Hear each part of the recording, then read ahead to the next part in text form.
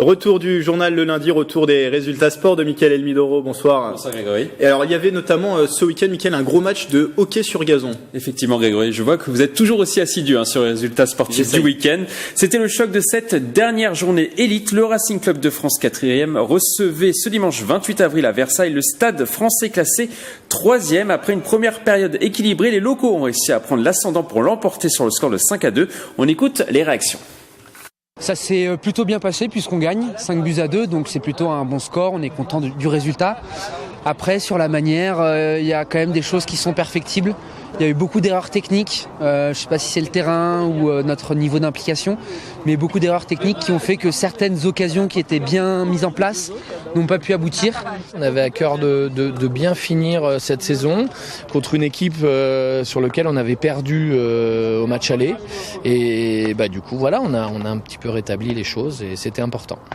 Avec cette victoire, le Racing Club de France termine la phase régulière à la 4e place. Ils joueront en demi-finale de play-off contre leurs voisins de Saint-Germain-en-Laye samedi prochain. Un derby yvelinois qu'on a hâte de voir. On continue de parler de Versailles, Mickaël, mais cette fois-ci du rugby. Les Versaillais l'ont fait et les joueurs de la Cité Royale ont remporté ce week-end 2 boucliers, 2 titres de champion Île-de-France.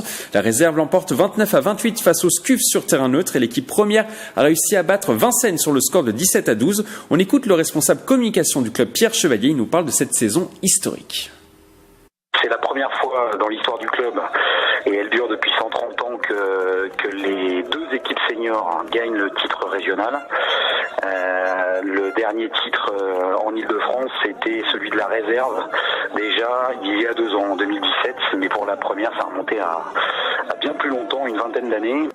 Prochain objectif pour les Versaillais, aller chercher un titre de champion de France honneur dans les prochaines semaines. Pour cela, ils devront battre Lille ce dimanche sur terrain neutre. On termine par du golf, Mickaël, un événement qui ne vous est pas étranger. Exactement, j'y étais, vous y étiez également. La Ryder Cup 2018 a été nommée événement sportif de l'année la semaine dernière à Londres par le prestigieux bureau britannique de l'industrie du sport. Le tournoi qui a vu les Européens s'imposer face aux États-Unis sur le golf national de Saint-Quentin en Yvelines a accueilli près de 270 000 fans venus du monde entier fin septembre.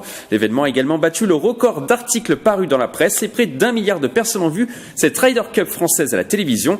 La prochaine édition aura lieu en 2020 dans le Wisconsin aux États-Unis. Merci Mickaël, on vous retrouve dans quelques instants à la présentation du 7-8 Sport comme tous les lundis sur TV 78.